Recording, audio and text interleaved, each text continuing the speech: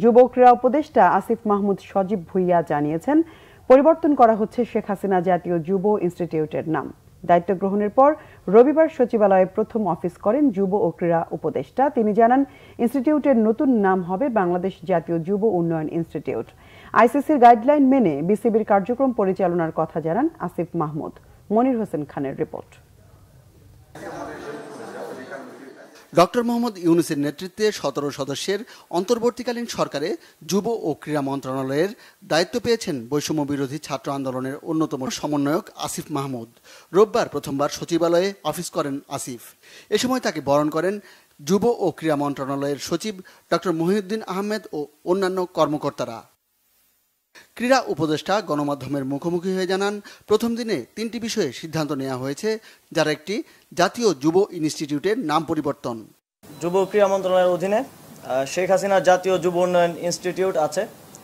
আমরা এটার নাম পরিবর্তন করতে চাই, যেহেতু বাংলাদেশে একটা ম্যাসাকারের সাথে শেখ হাসিনার নাম জড়িত আছে এবং হাজার সহস্র ছাত্র জনতা মারা গিয়েছে।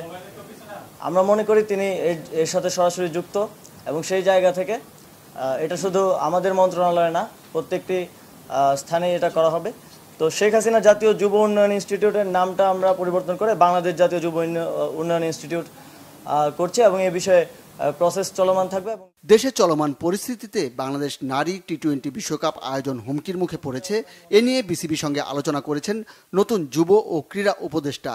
সভাপতির মতো গুরুত্বপূর্ণ দায়িত্বে যিনি আছেন তিনি অনুপস্থিত আছেন, কিন্তু বিসিবি যেহেতু একটা অটোনমাস ফেডারেশন আইসিসির অধীনে, তো এই বিষয়ে আমরা সিদ্ধান্ত নিতে পারবো না। আমরা সাজেস্ট করেছি যারা বিসিবির ডাইরেক্টরস আছেন তারা এই বিষয়ে লিগ্যালি কিভাবে আইসিসির লিগ্যাল ফ্রেমওয়ার্কের মধ্য থেকে কিভাবে এই বিষয়টি সমাধান করা যায় এবং অন্তর্বর্তীকালীন সময়ের জন্য কাউকে নিয়োগ করা যায় কিনা।